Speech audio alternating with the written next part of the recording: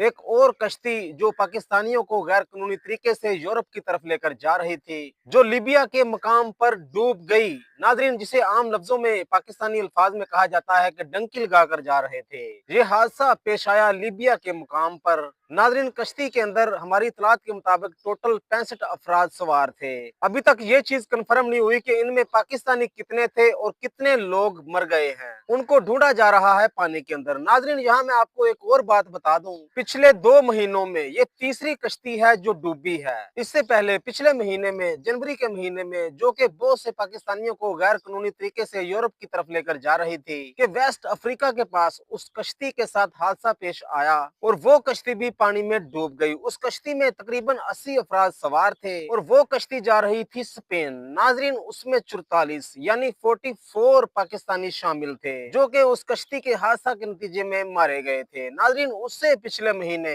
दिसंबर में एक कश्ती जो कि यूरोपियन मुमालिक की तरफ जा रही थी पाकिस्तानियों को गैर कानूनी तरीके से लेकर, उस कश्ती में सवार थे 86 पैसेंजर, जिनमें से 66 पाकिस्तानी थे और 66 में से 44 पाकिस्तानी पानी में डूबकर मर गए थे। नाजरीन, हमारी इतलात के मुताबिक 2023 में 300 से ज्यादा पाकिस्तानी गैर कानूनी तौर पर डंकी लगाकर दूसरे मुमालिक जा रहे थे, जो कि रास्ते में मारे गए। नाजरीन, हम हर साल देखते हैं कि इस तरह के लातादाद वाकयात पेश आते हैं कि पाकिस्तानी गैर कानूनी तौर पर यानी डंकी लगाकर दूसरे मुमालिक में यानी यूरोप में जा रहे होते हैं और पानी में डूब जाते हैं। अब देख लीजिए, एक और कश्ती डूब गई है। मुझे तो ये चीज समझ नहीं आती कि जिन बच्चों ने अपने माँ बाप से लड़के ये डंकी लगाने की इजाजत ली है, जो पहले जनवरी में डूब के मर गए हैं, क्या इन्होंने उनको देखकर सबक हासिल नहीं किया था? क्या इन्होंने सबक हासिल नहीं किया था जनवरी वाले हादसे से? क्या इन्होंने सबक हासिल नहीं किया था दिसंबर वाले हादसे से? क्या इन्हें ये नहीं मालूम था कि 2023 में गैर कानूनी तौर पर 300 से ज्यादा पाकिस्तानी जा रहे थे डंकी लगाकर,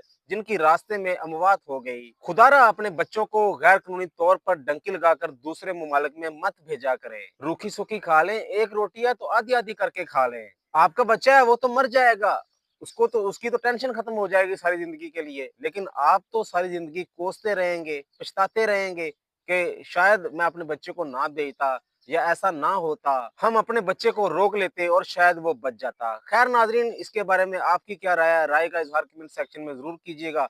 मेजबान को इजाजत दीजिएगा। अल्लाह हाफिज।